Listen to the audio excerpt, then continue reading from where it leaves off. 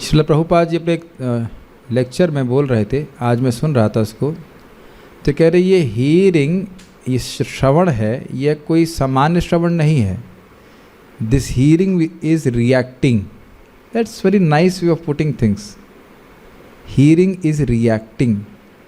जैसे आप लोगों ने केमिस्ट्री में पढ़ा हुआ ना कि कुछ वस्तु है, जैसे मान लो आपको क्या होता है, कैल्शियम होता है, क्या होता है, चूना को पानी में डालेंगे तो ऐसे कर कुछ रिएक्शन होता है. ठंडा चूना होता है ना, एक तो ठंडा.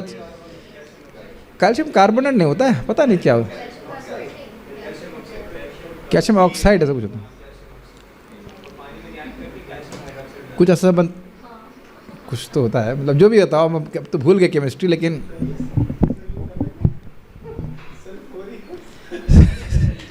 नहीं, कहने का अर्थ है कुछ रिएक्ट करता है. तो अब हम ये जो प्रभुपाद जी के शब्द सुनने वाले हैं, ये कोई साधारण शब्द नहीं है. ये हरे कृष्णा कोई साधारण शब्द नहीं है, भागवत कोई साधारण शब्द नहीं है जिसको सुनेंगे और कुछ होगा नहीं. ये खाली कहने का आशय. तो बहुत सुंदर सौभाग्य है कि हम लोग इस प्रकार से रोज पढ़ पा रहे हैं. केवल पढ़ा जाए तो भी बहुत अच्छा है, और उसमें अगर कुछ कमेंट्री हो जाएगी तो ठीक है, लेकिन केवल पढ़ाई जाए तो भी हमारे लिए बहुत लाभदायक. This is very nice.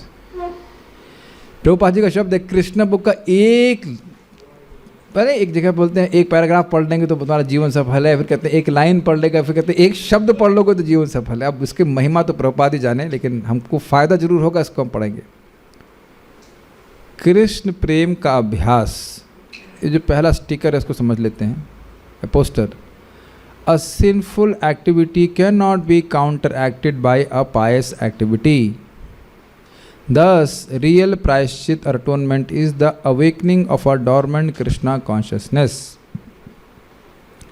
एक पाप पूर्ण कर्म का प्रतिकार एक पुण्य कर्म से नहीं किया जा सकता. इसको मैं अभी आप मुझसे पूछने वाला हूँ कि इसका मतलब क्या समझते हैं आप लोग. ये इतना आसान बात नहीं जो आप लोग देख रहे हैं यहाँ पे. इसलिए वास्तविक प्रायश्चित है कृष्ण भावना को जागृत करना. पहली लाइन कौन समझाएगा यहाँ उपस्थित भक्तों में से कि पाप कर्म को पुण्य कर्म के द्वारा नहीं काटा जा सकता. Want to say something? Ramakrishna Prabhu, anybody else? Give it a try. एक तो यह है कि व्यक्ति को पाप अलग से भोगना पड़ता है और पुण्य भी अलग से भोगना पड़ता है. एकदम सही बात है. पाप अलग भोगना होगा और पुण्य अलग भोगना होगा. एग्जाम्पल, इंद्रिक महाराज से एक गलती हो गई थी. वो ब्राह्मण का गाय गलती से उनका उसमें आ गई थी, गौशाला में वापस आ गई थी, तो इसकी वजह से उनको छिपकली बनना पड़ा. और यमराज जी बोलते भी हैं कि आपने इतना पुण्य किया है कि कोई लिमिट नहीं है, तो आप पहले क्या करना चाहेंगे, पुण्य भोगेंगे कि पाप भोगेंगे. तो सोच रहे थे पहले पाप भोग लेता हूँ फिर आराम से पुण्य भोगूंगा सोच रहे थे. तो बाद में छिपकली बन जाते हैं. ये कथा पता नहीं आप लोग को? ओहो, तो कथा नहीं पता, फिर कथा सुनानी पड़ेगी. एक इंद्रिक महाराज थे, वह अत्यंत, थोड़ा आवाज़ फाइन कर मुझे, वो बहुत ही अधिक दानवीर थे. और वो पता नहीं कितनी कितनी गैया देते थे. गाय स्वर्ण जटित कितनी गाय दिया करते थे ब्राह्मणों को रोज़ सुबह.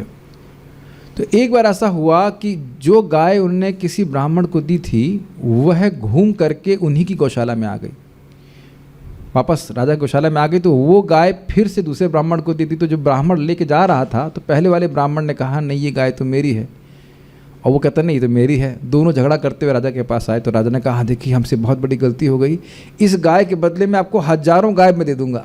लेकिन ब्राह्मण भी अड़ियल कहते नहीं यही गाय चाहिए. फिर दोनों ही उस गाय को छोड़ के चले गए. तो अब राजा बहुत दुखी हुए, कुछ नहीं कर सकते थे. तो फिर बाद में जब उनकी मृत्यु हुई तो यमराज जी के पास गए. तो यमराज जी ने कहा कि आपने इतने पुण्य किए हैं कि उसकी लिमिट नहीं है, लेकिन कुछ पाप भी हैं, तो आप क्या भोगना चाहेंगे. तो राजा सोच रहे थे कि हम पहले पाप भोग लेते हैं फिर आराम से पुण्य भोगेंगे. तो वो कहे कि हम पहले पाप भोगना चाहते हैं. तो उस पाप के नाते, ब्राह्मण की संपत्ति को छीनने के नाते, वह एक छिपकली बन गए जिनको एक अंधे कुएं में रहना पड़ा बहुत साल तक. तो फिर हुआ ये कि यदु कुमार खेल रहे थे और वह उस कुएं के पास में आए खेलते खेलते, और उन्होंने देखा कि उसमें बहुत उनकी बॉल उसमें गेंद उसमें गिर गई थी. और उन्होंने देखा कि वो नृग छिपकली बने हुए नृग महाराज जो हैं वह अंदर पड़े हुए, उसमें पड़े हुए मतलब उन्हें छिपकली दिखाई पड़ा. तो भाई क्या है, और वो बोल रहा था कि हमको बाहर निकालो. तो फिर अब कहें इसको कैसे बाहर निकालेंगे. तो भगवान को जाके बताए. तो फिर भगवान आते हैं और भगवान अद्भुत रूप से अपना हाथ लंबा करके बॉल भी निकाल लेते हैं, छिपकला जो भी जिसको निकाल लेते हैं, और वह तुरंत ही एक दिव्य स्वरूप में आ जाता है, तू अपनी कहानी बताता है। तो वहाँ भगवान इस बात को शिक्षा देते हैं कि देखो यदु कुमारों, एक ब्राह्मण की संपत्ति को अनजान में हड़पने की वजह से कितने दानवीर व्यक्ति का भी बहुत बड़ा पतन हो गया। तो आप लोग कभी भी ऐसा नहीं करना। तो यहाँ पे हमने सीखा कि पुण्य कर्म करने से व्यक्ति के पाप कर्म नष्ट नहीं होते। ये एक एस्पेक्ट है। दूसरा, ये तो ठीक है, और उसके बाद आगे क्या बात बता रहे हैं? भगवान कृष्ण भावना जागृत करना ही वास्तविक प्रायश्चित है। इसका क्या मतलब है? जब तक हम कृष्ण भावना जागृत नहीं करेंगे तो जो हमारी प्रवृत्ति है पाप या पुण्य करने की, वो खत्म नहीं होगी और वो हम इस जगत में रहेंगे। भाई देखिए, पुण्य भी एक तरह से विद्रोह ही तो है भगवान के प्रति। कोई व्यक्ति पुण्य कर रहा है ताकि जगत में भोगता रहे, तो यह भी तो भक्ति की दृष्टि से या भगवान से विमुख होने की दृष्टि से पाप ही है कि नहीं? ये कुछ क्लिक कर रहा है कि नहीं? पाप करने से तो चलो हो, पाप करके तो भोग रहा है, लेकिन पुण्य करके भी भगवान से विमुख ही तो है। ऐसे बहुत से लोग हैं जो धनी हैं, बुद्धिमान हैं। तो कैसे बुद्धिमान हुए बताइए? पुण्य के द्वारा। लेकिन क्या उनकी मति भगवान में जा रही है? भगवान में नहीं जा रही है। तो वह भी तो एक पाप ही हुआ ना, ये बात। और एक और बात है कि अविद्या का नाश न पुण्य से हो रहा है न पाप से हो रहा है। अविद्या अविद्या का मतलब अपने स्वरूप को भूलना, जिसके कारण ही जीव पाप कर रहा है, तो उसका नाश केवल भगवान श्री कृष्ण की भक्ति के द्वारा होता है। तो ये बात सारी समझ में आ गई। अब हम आगे पढ़ते हैं। पाप कर्मों के कल्मश के अनुपात में ही प्रायश्चित करना आवश्यक है। ये आपने पिछले अध्याय में सुना था ना, लघुनी गुरुनी लघुनी, बड़ा है तो बड़ा प्रायश्चित, छोटा पाप है तो छोटा प्रायश्चित। यही शास्त्रों का आदेश है। शुकदेव गोस्वामी कहते हैं कि यदि मनुष्य मृत्यु के पूर्व प्रायश्चित कर लेता है तो उसके अगले जन्म में उसका पतन नहीं होगा। यदि वह प्रायश्चित नहीं करता तो वह अपने साथ अपने पाप कर्मों के फलों को भी लेता जाएगा और उसे कष्ट भोगना पड़ेगा। क्या ये बात, केवल ये लाइन अगर इसको हाईलाइट किया जाए, क्या ये आजकल के समाज के लोगों को दिख रही है? This is very deep. बात बहुत सिंपल लग रही है, लेकिन क्या लोग देख पा रहे हैं? क्या आप लोग देख पा रहे हैं इस लाइन का अर्थ? क्या अर्थ है? इनको दीजिए माइक।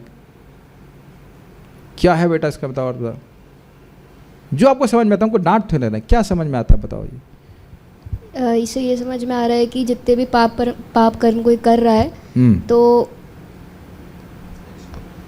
नेक्स्ट जन्म में उनको साथ लेके जाए। ये चीज़ लोग नहीं सोच रहे। इसीलिए तो देखिए धमाधम अगर फैक्ट्री लगा के पाप कर रहे। सोचिए फैक्ट्री लगाई है किसी ने गायों को काटने की, अब देखिए उसको क्या बैंड बजेगा। एक गाय को कोई काट दे या मार ले, खा ले, ऐसे कुछ भी, तो उतने जन्मों तक, सॉरी उतने युग बोलते क्या, नहीं उतने साल तक, उतना हाँ जितने गायों के शरीर में रोए थे उतने 1000 साल तक उसे नरक में भोगना पड़ेगा। अब इसकी कोई गिनती है जो व्यक्ति फैक्ट्री लगाया है? तो अब देख रहे हैं ना, समझिए इस बात को कि वो कितने अंधकार में है कि लग रहा है जैसे कोई इसको रिपोर्ट ही नहीं देनी है। कितना अमेजिंग है ना कलयुग का अंधकार। हमारे सनातन प्रभु विनोद करते हैं, कह रहे हैं ये जो मंदिर के सामने भिखारी घूम रहे हैं ना, ये वही लोग हैं जो मंदिर से पैसा चुराए हैं। तो आज सोच रहा है कोई व्यक्ति ने मंदिर का जो है कलेक्शन हो रहा है, वो हमारे सब जेब में डिपॉजिट हो रहा है, हमारे बैंक अकाउंट में जा रहा है, वो इतना देना पड़ेगा कि कोई लिमिट नहीं। भगवान भी इस बात को बोलते हैं, मंदिर का या ब्राह्मण का पैसा चुराने वाले को कई करोड़ मतलब कई 1000 जन्मों तक कीड़ा बनना पड़ता है। ये भागवत में 11वें स्कंद, नहीं एंड में है, 11वें स्कंद में कहीं भगवान बताते हैं या 10वें स्कंद में कहीं, तो मैं इसको एकदम स्पष्ट पढ़ा हूँ।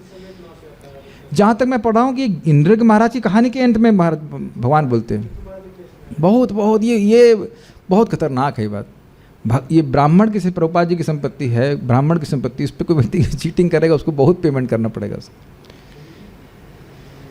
माइक पे पूछेंगे तो ये व्यक्ति को समझना होगा कि इस जन्म में जो हम कुछ कर्म कर रहे हैं उनका फल बनता है, उसको भोगने के लिए अगला जीवन प्राप्त करना पड़ेगा। हाँ, जैसे कि हमें बताया गया है कि गाय भगवान को बहुत प्रिय है और जो ये गायों को काट रहे हैं, तो ये कहते गाय काट रहे हैं इतनी, और बाद में अगर ये भगवान को ये कहते हैं उनका भगवान का नाम लेने लग जाएं, भगवान का कीर्तन करने नहीं लेंगे ना, नहीं अगर लेंगे तो माफ हो जाएगा। आप सुने ये ना 6.2.9-10 स्ते न सुरापो ब्रह्म दुख मित्र दुख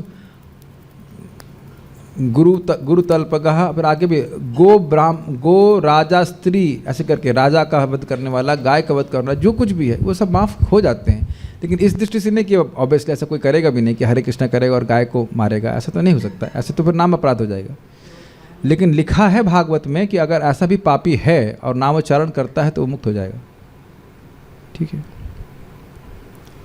कानून के अनुसार यदि कोई किसी को मार डालता है तो उसे मृत्युदंड की सजा होती है।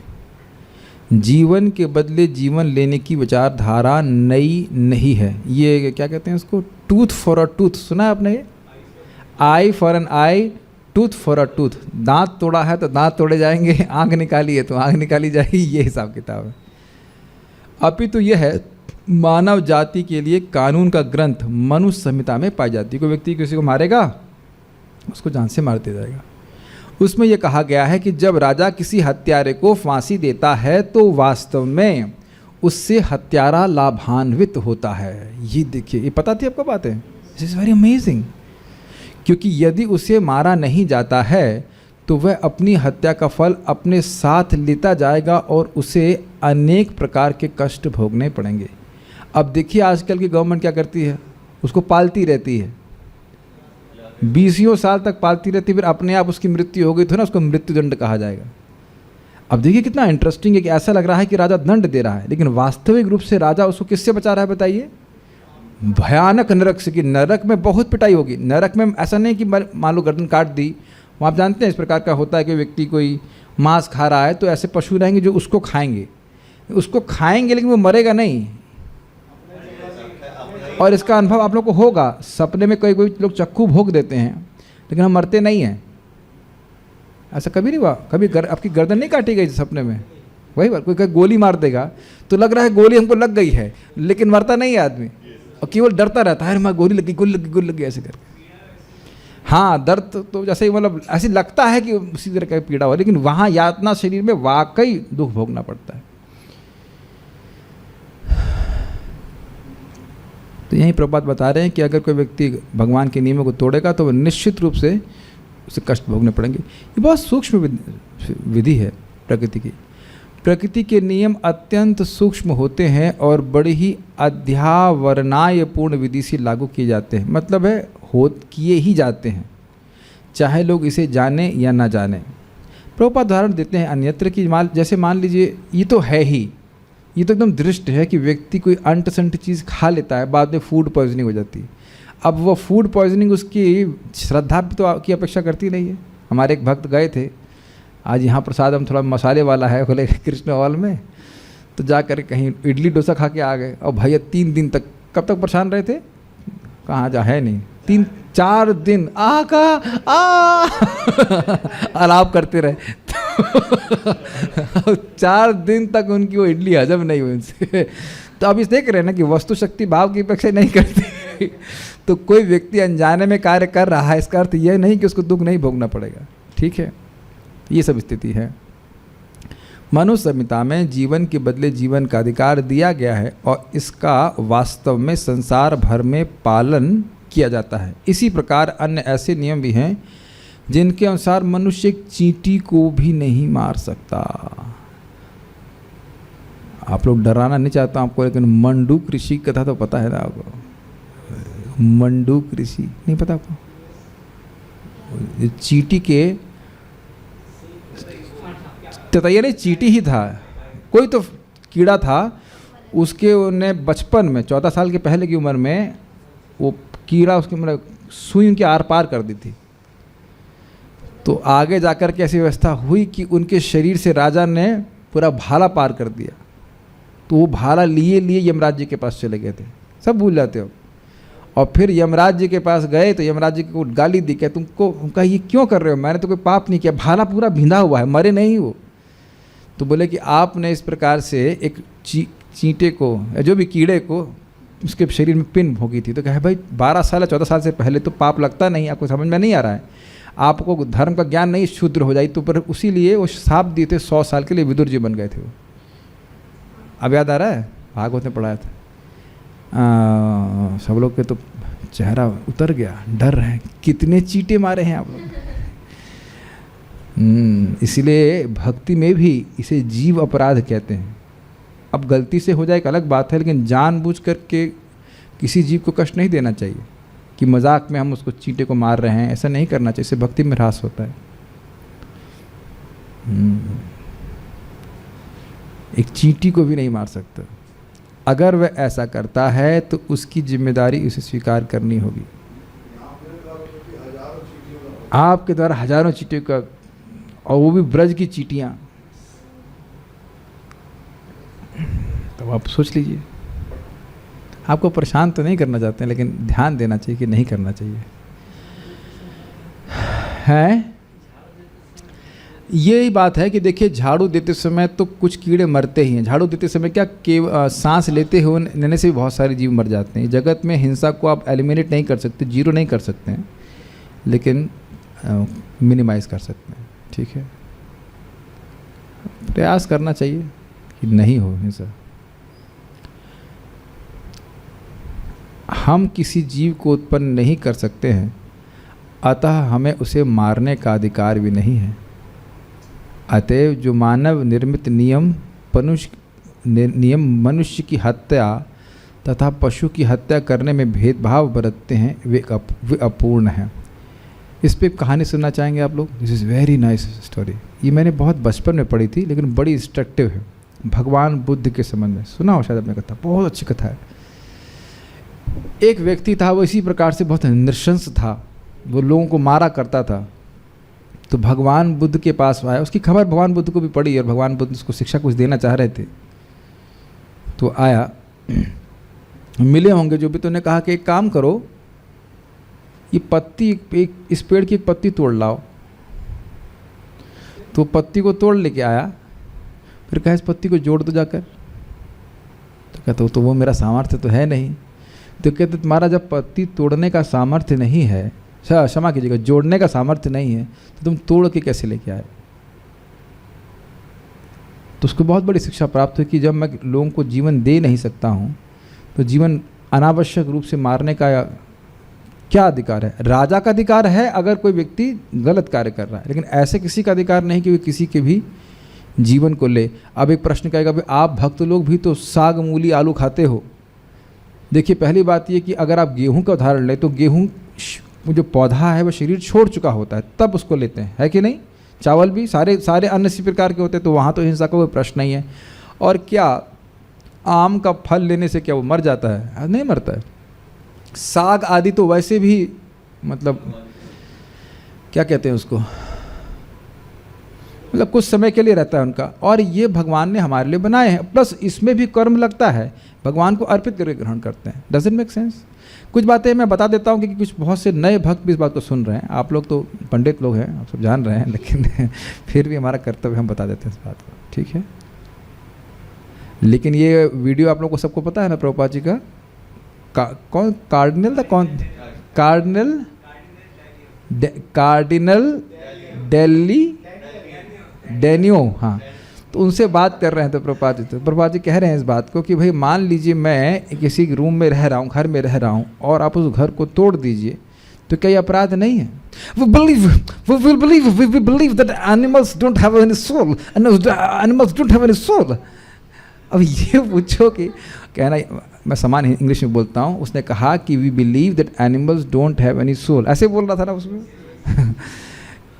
मैं ये मानता हूँ कि हम लोग ये मानते हैं कि जानवरों में आत्मा नहीं। अब बताइए, वो जब पादरी ऐसा बोल रहा है तो चेलों की क्या स्थिति रहेगी?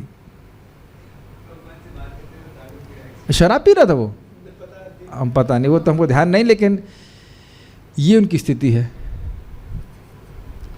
तो अब आप जानते हैं क्या है? बाइबल में लिखा है क्या? दाउ शैल नॉट किल, और उसको थोड़ा चेंज कर दिए, दाउ शैल नॉट मर्डर। तो इस तरह से धर्म शास्त्रों को अपने अनुकूल चेंज कर देने से प्रकृति के नियम नहीं चेंज हो जाते, ये प्रभुपाद कह रहे हैं। इसीलिए कह रहे हैं हत्या, मनुष्य की हत्या और पशु की हत्या में भेदभाव नहीं बरतते हैं। यद्यपि मानव निर्मित नियमों में दोष रहते हैं, किंतु ईश्वरी नियमों में कोई दोष नहीं रह सकते। ईश्वरी नियमों के अनुसार किसी पशु की हत्या किसी मनुष्य की हत्या के ही समान दंडनीय है। जो लोग इनमें भेदभाव बरतते हैं वे अपने निजी नियमों को गढ़ रहे हैं। यहाँ तक कि 10 आदेशों बाइबल में भी विधान है। तुम हत्या नहीं करोगे, thou shalt not kill, यह पूर्ण नियम है, किंतु उसमें भेदभाव डालकर तथा अटकलबाजी करके लोग इसे विकृत कर देते हैं। मैं मनुष्य की हत्या नहीं करूँगा लेकिन पशु की हत्या करूँगा। क्यों ऐसा करते हैं?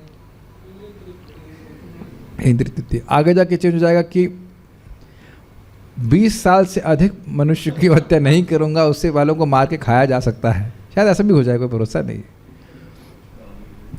इस प्रकार लोग स्वयं को धोखा देते हैं और अपने तथा अन्यों के लिए कष्ट का कारण बनते हैं। ये बहुत सुंदर बात है। देखिए, इंद्रिय तृप्ति एक ऐसी चीज़ है, इसके लिए व्यक्ति कुछ भी करने के लिए तैयार है, जैसे कि ग्रंथ को भी परिवर्तित करने के लिए तैयार है। और क्या धोखा है? सब लोग मान लेते हैं कि यही धर्म है, लेकिन दुख की बात यह है कि धर्मराज नहीं मानते हैं। अरे वो तो मेरे पादरी ने बोला था पादरी ने बोला था तू पादरी ने बोला था, इधर आ तू, वो देख पादरी भी आए, लोभी गुरु और पाप की चेला, आ बतो नरक में तेरा ठेलम ठेला आ जा तू। समझ रहा है मेरी बात? ये नहीं कह सकते गुरुजी ने बोला था और उसके बाद मैं तो कुछ जानता ही नहीं। ठीक है, समझ में आ गया। किंतु ईश्वर के नियम ऐसे आचरण के लिए क्षमा नहीं करते। इसी का ड्रामा को हमने दिखा दिया ठीक है कि नहीं? धर्मराज जी को कभी भुलावा नहीं होता है कि कोई संहिता भूल जाए। वो खूब सम्यक रूप से हित करते हैं, पीट पीट करके लोगों का। ठीक है, enough is enough, leave us alone. हाँ, ये दिखा रहा है किस प्रकार से मैड काउ डिजीज़, कोविड-19, swine flu, Ebola, bird flu, SARS, इस सब पशुओं को खाने से ही बीमारी हुई है। वो उसमें एक बीमारी आप नहीं रखी हो, गेहूं से वाली। धनीश लोग गेहूँ, आप बहुत सारी बीमारी जानते हो, गेहूं से जनित बीमारी कुछ। माइक दीजिए प्रभु जी को, आज हम प्रभु जी का परीक्षा लेते हैं। गेहूं और बासमती चावल से उत्पन्न बीमारियों का वर्णन करें। आज तक तो प्रभु सुना कुछ है, ऐसा नहीं है। ग्लूटेन, वो ग्लूटेन एलर्जी नाम की एक चीज़ हुई है, बस वो भी गेहूं से होती है। ग्लूटेन एलर्जी, ग्लूटेन एलर्जी हमें तो कभी नहीं हुई। कुछ जिन लोग को हुई होगी तो कुछ हो गया, वो भी शायद इसी वजह से होगा क्योंकि वो आजकल जीएमओ बेसिकली प्रभु परेशानी इस चीज़ की है, एक तो जेनेटिकली मॉडिफाइड है, वही चक्कर होगा, अन्यथा जो नेचुरल सीड्स हैं उसे कभी नहीं हुआ। ऐसी बीमारियां शास्त्र में, इतिहास में कभी देखने को नहीं मिली, आज की पीढ़ी को देखने मिलती है। हाँ, वो तो चेंज किया गया है ना, वो तो उसमें मिक्सिंग की गई है। नहीं तो मैं समझ रहा नहीं कि आयुर्वेद में कहीं लिखा होगा कि गेहूं खाने से भी बीमार हो जाता है या चावल खाने से कोई वर्णन नहीं, कोई वर्णन नहीं। बहुतों को थोड़ा बहुत वायु बढ़ जाएगी, लेकिन इस प्रकार का महामारी तो नहीं फैलने वाली है कि नहीं? जो ये बता रहे हैं ग्लूटेन आदि का, वह भी कोई महामारी है। महामारी होती तो हमें तो कुछ सुनाई नहीं पड़ा, हमें तो नाम भी नहीं पता है। आप लोग को पता था ये सब? इसका मतलब न्यूज़ देख रहे हो आप लोग, बंद करो न्यूज़ देखना। जिम वालों को अच्छा एनी होता नहीं है, वेजिटेरियन लोगों को ज़्यादा बीमारी नहीं होती। मुझे हंसी भी आई थी इस पर। एक बार नेचुरोपैथ आया था हमारे मंदिर में, कहता है आप लोग तो पहले से फॉलो कर रहे हैं सारा कुछ, प्याज खा नहीं रहे हो, चाय पी नहीं रहे हो, तो आपको सिखाना तो कुछ है नहीं, टाइम से सो ही रहे हैं, क्या दिक्कत है? और वास्तविक बात है कि भक्त उतना बीमार नहीं पड़ते हैं, जो अच्छा सामान्य सात्विक जीवन जीते हैं कोई दिक्कत नहीं होती। तो ये एक प्रकृति के द्वारा दंड दिया जा रहा है कि नहीं? अब आप ये देखिए कि सरकार बदल रही है, लेकिन इनका दिमाग नहीं बदल रहा है। वो देख नहीं पा रहे हैं कि प्राणियों को दुख देने के कारण हम लोग को सफाई हो रही है पूरे एक तरह से ना, लौट मारे गए कि नहीं बताइए? कोविड-19 में कितने लोग, लाखों लोग मारे गए, करोड़ में चला गया हुआ। इस पे कोई न्यूज़ रिपोर्टर कुछ बताना चाहेंगे कितने करोड़ लोग कोविड में मरे हैं? आनंद लीला प्रभु कुछ बताइए इसके बारे में। हमें लगता है आपकी इसमें अच्छी पकड़ है न्यूज़ के ऊपर। तो मैं समझता हूँ 1 करोड़ लोग तो मर ही गए होंगे, तो क्या 1 करोड़ मरने के बाद भी अकल नहीं आनी चाहिए? लेकिन नहीं आ रही है। यद्यपि उसका शरीर या वस्त्र भिन्न भिन्न है, हर कोई ईश्वर का प्राणी है, यद्यपि उसका शरीर या वस्त्र भिन्न भिन्न है। आपकी ड्रेस हमको अच्छी नहीं लग रही है, तो आपको नहीं बोल रहा, मैं बोल रहा हूँ किसी को व्यक्ति बोला आपकी ड्रेस अच्छी नहीं है, आपको तो उधर कसाई घर में भेज देना चाहिए। तो ये क्या मतलब है? अब देखिए प्रभुपाद क्या कहते हैं, बड़ा इंटरेस्टिंग है। ईश्वर को उनके परम पिता माना जाता है। पिता के अनेक पुत्र हो सकते हैं, जिनमें से कुछ बुद्धिमान हो सकते हैं और कुछ नहीं। बहुत इंटरेस्टिंग है। लेकिन यदि बुद्धिमान पुत्र पिता से कहे, अरे मेरा भाई अधिक बुद्धिमान नहीं है, अतः मुझे उसे मार डालने दे, तो क्या पिता राजी हो जाएगा? कितना इंटरेस्टिंग है ना। केवल इसलिए कि एक पुत्र अधिक बुद्धिमान नहीं है और दूसरा पुत्र उसके भार से बचने के लिए उसे मार डालना चाहता है, तो पिता इसके लिए कभी राजी नहीं होगा। इसी प्रकार यदि ईश्वर परमपिता हैं, तो भला वह पशुओं का वध करने के लिए स्वीकृति क्यों देने लगे? क्योंकि वे भी तो उन्हीं की संतान हैं। बहुत स्पष्ट है, व्याख्या की आवश्यकता नहीं है। लेकिन यहाँ बुद्धिमान बेटा कौन है? अरे कुछ तो बोलो। अब हमको बहुत संदेह हो रहा है कि आप लोगों को कुछ भी समझ में आ रहा है। यहाँ बुद्धिमान बेटा भक्त है, मनुष्य है। भक्त बोलेगा कि मैं जानवरों को मार के खा जाऊं? प्रसाद खा के आए कि नहीं आप लोग? तभी लग रहा है दिमाग सब फ्यूज हो गया है। क्या उदाहरण दिया तो समझना चाहिए ना। बुद्धिमान बेटा जो है वो मनुष्य है, और जो कम बुद्धिमान बेटा है वो कौन है? पशु लोग हैं। फाइनली ओके, ठीक है। तो भक्तों पे नहीं बोला जा रहा, भक्त लोग थोड़ा मार के खाते हैं, ये चीज़ है, ये बोल रहा। ओके, समझ में आ गया? ठीक है। प्रभुपाद जी के इसी में एक जगह इसी उदाहरण को और बताते हैं, कहते हैं पिता कहेगा, भाई तुम थोड़ा खिला रहे हो। बेटा मान लो जो बुद्धिमान बेटा कहे कि देखिए अब ये बोझा बन रहा है, अच्छा इसको मार कर हम खा ही जाते हैं, तो पिताजी यही कहेंगे ना कि तुम तो नहीं खिला रहे हो ना, मैं खिला रहा हूँ, तुम्हारा क्या अधिकार है इसको मारने का? कभी कभी होता है ना, एक भाई बिल्कुल मेंटली रिटार्डेड हो जाता है, तो ऐसा लग सकता है कि बोझा हो कुछ भी हो, फिर भी माता पिता प्रेम करते हैं उसको, तो उसको मारने का अधिकार नहीं। वस्तुतः कोई भी जानवर या कोई पशु कोई बोझा नहीं है प्रकृति के ऊपर। अगर कोई बोझा है तो हम लोग हैं, है कि नहीं?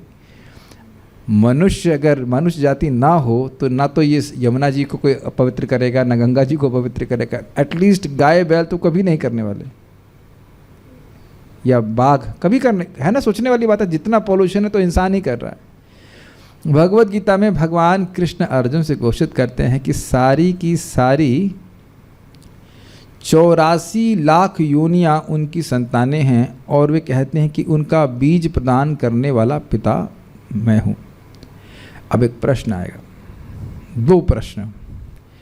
ये 84 लाख योनियां कैसे मालूम चले हमें? तो हाँ, सही उत्तर है हम गिन नहीं सकते। क्या 9 लाख इसमें पानी के अंदर है, तो अब हम क्या गिनने बैठेंगे अंदर?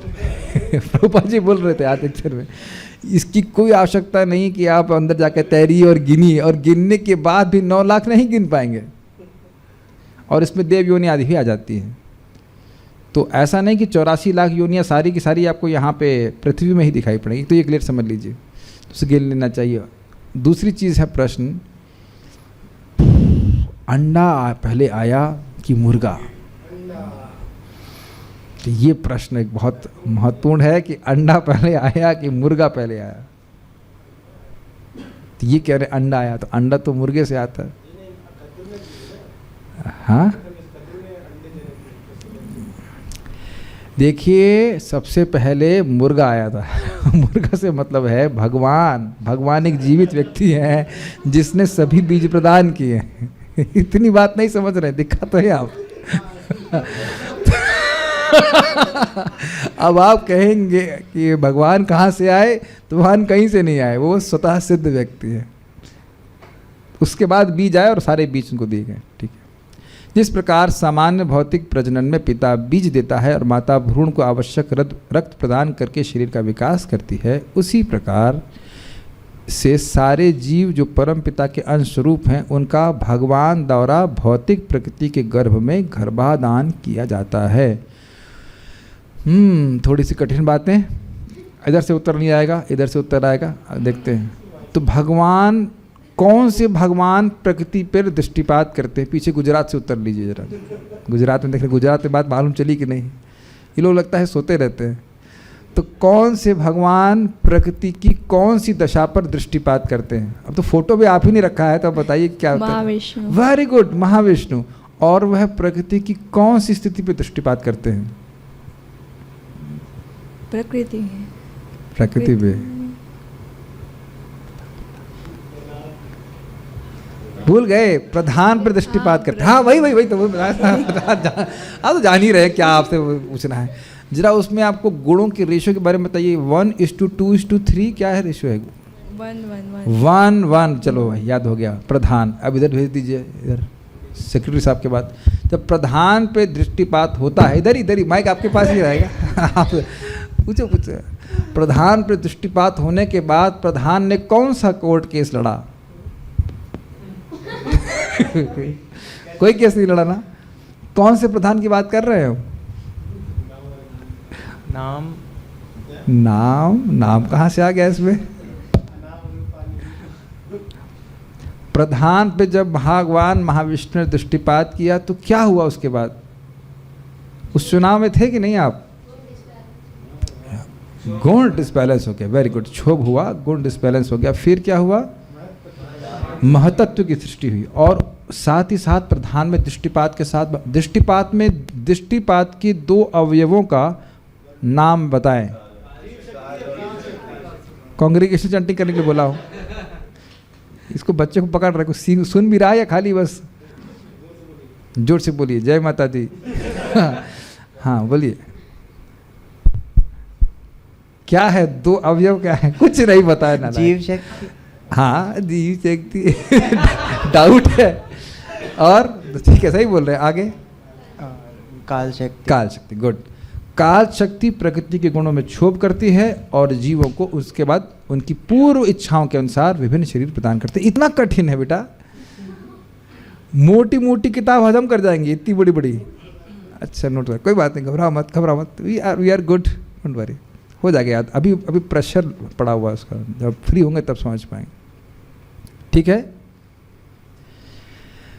आत्मा का आकार प्रकार अत्यंत सूक्ष्म है। देखो मैं सारी बातें मजाक में बोल गया, जो नए लोग होंगे वो समझ नहीं पाएंगे। देखिए इस फोटो को देखिए, मैं बहुत मजाक कर लिया। ये हैं भगवान महाविष्णु और ये प्रकृति पर उसकी अव्यक्त अवस्था से प्रधान कहते हैं, उस पर दृष्टिपात करते हैं। और उस दृष्टिपात में उनकी 2 शक्तियाँ निहित होती हैं, काल शक्ति और जीव शक्ति। और ये जीव कौन से हैं? बद्ध जीव, जो कि निष्प्रपंच अवस्था में जब सृष्टि नहीं होती है महाविष्णु के अंदर निवास कर रहे होते हैं। हिंदी बहुत ऐसी है ना? हाँ ठीक है। ना उनके पास नाम होते हैं उस समय, ना रूप होते हैं। और तो भगवान इनको पुरुषार्थ करने की क्षमता देने के लिए सृष्टि करने की इच्छा रखते हैं। ठीक है। और वह उस प्रकृति पे प्रधान के ऊपर दृष्टिपात करते हैं और उसमें गुणों की जो साम्य अवस्था होती है 1:1:1 ये हिल जाती है और उसमें क्षोभ उत्पन्न होता है काल शक्ति के द्वारा। और जीवों की पूर्वगत इच्छाओं के अनुसार उनको विभिन्न प्रकार के शरीर, विभिन्न देवताओं का पहले सृष्टि होती है, उनके माध्यम से शरीर प्रदान होता है। ये है। जो हिंदी ना समझ में आई हो आप पूछ लीजिएगा इसमें से, ये कई बार रिपीट हो चुका है, लेकिन seems like a scientific theory. It is not a theory, my dear devotee, it is a fact. Theory मतलब दे दिया गया, उसको प्रमाणित नहीं किया गया। ठीक है। आत्मा का आकार प्रकार अत्यंत सूक्ष्म है और शास्त्रों में से केशाग्र तुल्य बताया गया है, अर्थात बाल के अग्रभाग के 10,000वें भाग के तुल्य। एक अत्यंत लघु बिंदु के 1000 भागों की कल्पना कर पाना हमारे लिए कठिन है। दूसरे शब्दों में वह इतना सूक्ष्म है कि इसे अत्यंत शक्तिशाली सूक्ष्मदर्शी यंत्र से भी नहीं देखा जा सकता। ये फोटो कहाँ से मिला? वाह, this is very nice. Size of the soul equals 1/10,000 of the upper point of a hair. तो हो सकता हो कोई शायद गलत धारणा करे कि एक लंबे बाल को 10,000 भाग में काटा जाए, लेकिन ऐसा नहीं है। बाल के अग्रभाग को 10,000 हिस्से में काटा जाए। हमारे गुरुजन तो बड़ा विनोद इस पर करते हैं। जानते नहीं मैं कौन हूँ, जानते नहीं मैं कौन हूँ। भले हम बोले नहीं, लेकिन कोई क्रोध हमको दिला दे तो मन में यही आता है, जानते नहीं कि मैं कौन हूँ, दिखाओ तुमको मैं कौन हूँ। तो कोई कह सकता है yes I know you are 1/10,000 of the tip of a hair. अब ये हमारे लिए स्वीकार करना कितना मुश्किल है। कल एक व्यक्ति बड़े अहंकार में कह रहे थे हम बाहर जाके किसी का नहीं खाते हैं, एमवीटी में खा लेंगे, लेकिन कोई घर में बुलाएगा तो हम नहीं खाएंगे। इतना फूल रहे थे, इतना फूल रहे थे। हमारी बहन ने बोल दिया था बचपन से कि भाई जाना, किसी का खाना नहीं, ठाकुरों की मूंछ नीची हो जाएगी। जो भी कह, इतना हमें मन में देख रहा है, इतना अहंकार, इतना अहंकार, इतू से हो, है कि नहीं। बाल के अग्रभाग के 10,000 में हिस्से, और इतना फूले हुए हम लोग। इतना फूले, ये नहीं करेंगे, वो नहीं करेंगे, ठीक है। मैं भी नहीं बोलते, हमने ऐसा सोचा, ऐसे करके। आप हम नहीं हैं, हम लोग मैं ही हैं, अकेले ही हैं। नहीं, अभी तो मजाक के लिए बोल रहे हैं, लेकिन हमारा कुछ भी अहंकार एकदम निरर्थक है। किसी भी तरह से अहंकार कुछ कर रहे हैं यार। एक्चुअली बहुत अच्छी बात भूर्जन प्रभु बड़े डीप में कहते हैं कि we can be nothing but an insignificant servant, and that's what maximum we can be. It's amazing, नहीं? Not only amazing, it may be frightening also for some people. हम एक नगण्य सेवक से अधिक कुछ नहीं हो सकते हैं। और ये क्यों भय लगता है? कुछ लोगों को भय लगेगा कि अरे हमारे कुछ सत्ता ही नहीं है। सत्ता तो है आपकी, लेकिन बहुत छोटी, और अभी भी नहीं समझ में आ रहा है। तो सोचिए ना, ब्रह्मांडों की सृष्टि भगवान करते हैं और उनको पता नहीं रहता कि कहाँ से ब्रह्मांड क्या निकल रहा है, ऐसे करके। अब बताइए हमारी क्या सत्ता है? तो अब देख लीजिए, इसी में परम पूज्य राधानाथ महाराज बहुत सुंदर बात बोलते हैं। If a person has even a little bit of a realization of Krishna's opulence, first thing is he will become very humble. Flip it over. If we are not humble, that means we have no realization of Krishna's opulences. It's a very deep statement. है कि नहीं? किसी भी तरह से मैं अपने को, किसी को भी, हम सभी को छोटी छोटी चीज़ों पे अहंकार होता है, छोटे छोटी चीज़ों पे, है कि नहीं? और हम ये नहीं समझ रहे कि भगवान कितने बड़े हैं। अगर थोड़ा समझ जाए तो क्या व्यक्ति किस चीज़ पे अहंकार कर सकता है। लेकिन अद्भुत बात कृष्ण की यह है कि छोटी से छोटी सेवा को भी कृष्ण बहुत बड़ा गिनते हैं। आप देखो, जल दे दोगे, तुलसी दे दोगे, उसको ही हमेशा याद रखते हैं, अपने आप को दे देते हैं। ये अद्भुत गुण है भगवान का। ये दोनों चीज़ों को सामंजस्य हमको लेकर चलना पड़ेगा। यद्यपि हम छोटे हैं, लेकिन भगवान हमारी सेवा को बहुत बड़ा मानते हैं, और हम छोटी सेवा ही कर सकते हैं। What do you think?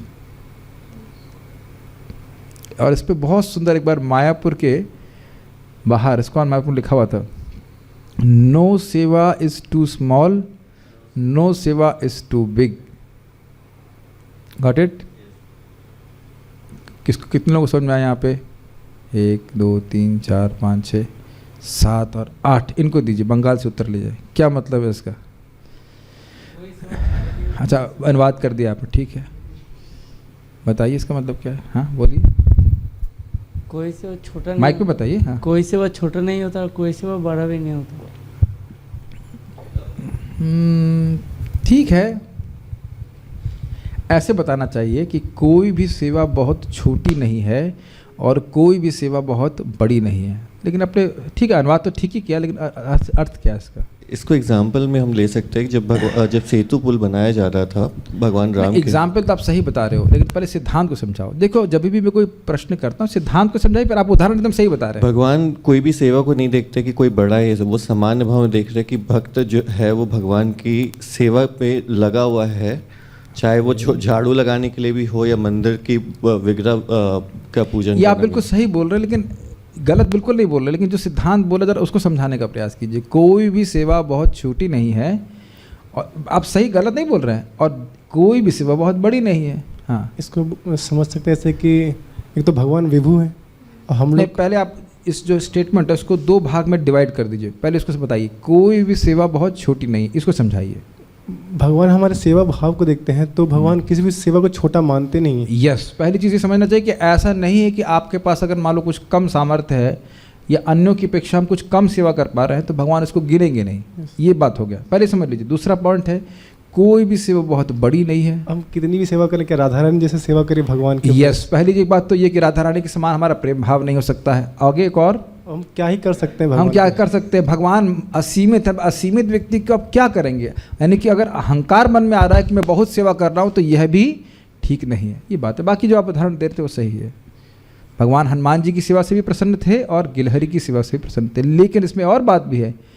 गिलहरी हनुमान जी की तरह सेवा नहीं कर सकती है, लेकिन हनुमान जी को भी गिलहरी की तरह सेवा नहीं करनी चाहिए। समझ में आया?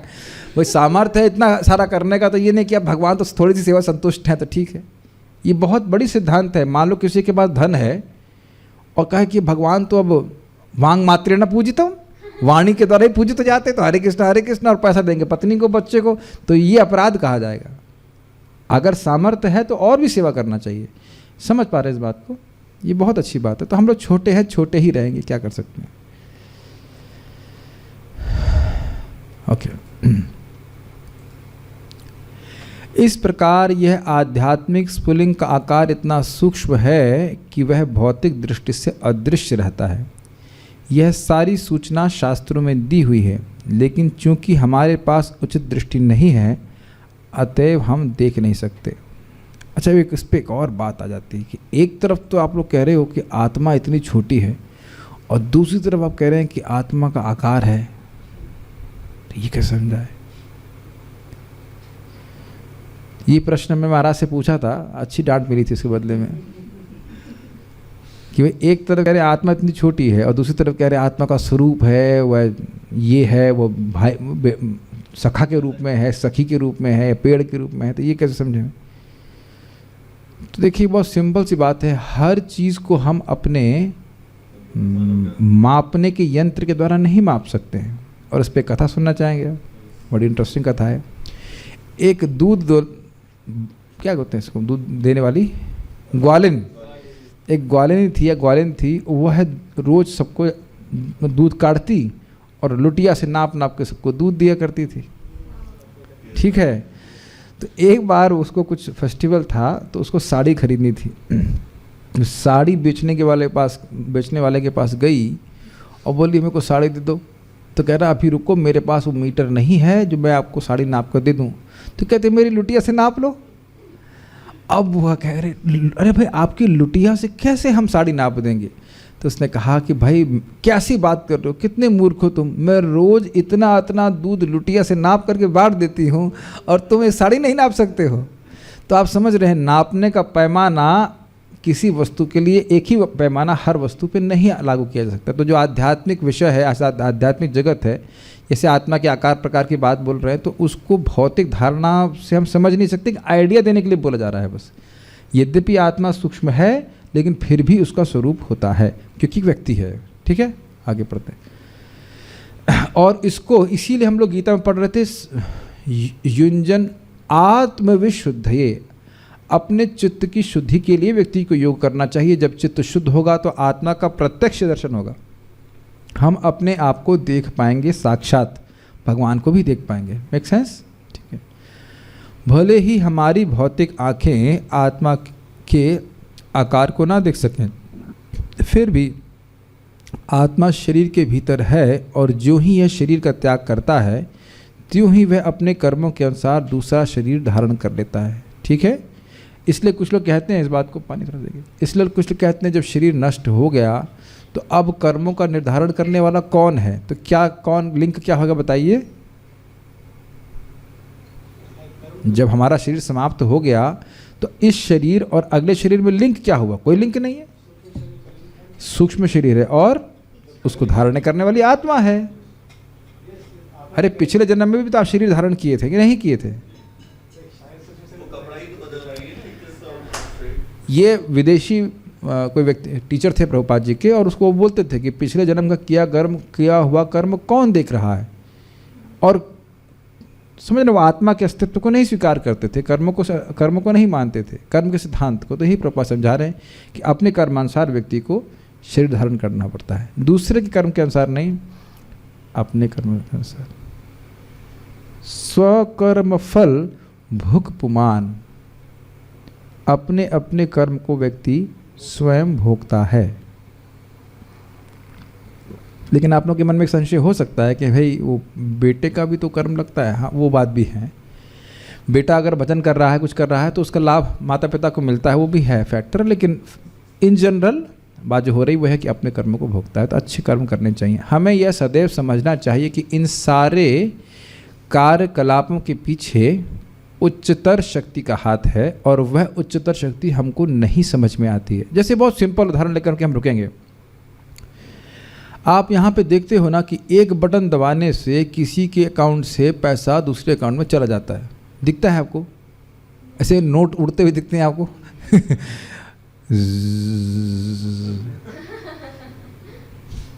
ऐसा कुछ दिखाई नहीं पड़ता है, लेकिन उच्चतर नियमन, उच्चतर मैनेजमेंट के द्वारा ऐसा हो रहा है कि नहीं? रोज ही हो रहा है कि नहीं? हमें समझ में आता है क्या? तो अब इस जगत में हम देख सकते हैं कि उच्चतर नियमों के अनुसार ऐसी चीज़ें होती भी हैं, आपके अकाउंट में पैसा आ भी जाता है, लेकिन हमें कुछ समझ में नहीं आता। उसी प्रकार से एक उच्चतर व्यवस्था है भगवान की, जिसमें व्यक्ति के कर्मों के अनुसार, ठीक ठीक उसके कर्मों के अनुसार उसको अगला शरीर प्राप्त होता है।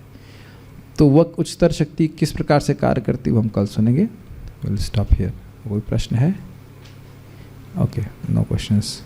श्रील प्रभुपाद की जय। निताई गौर प्रेमानंदे।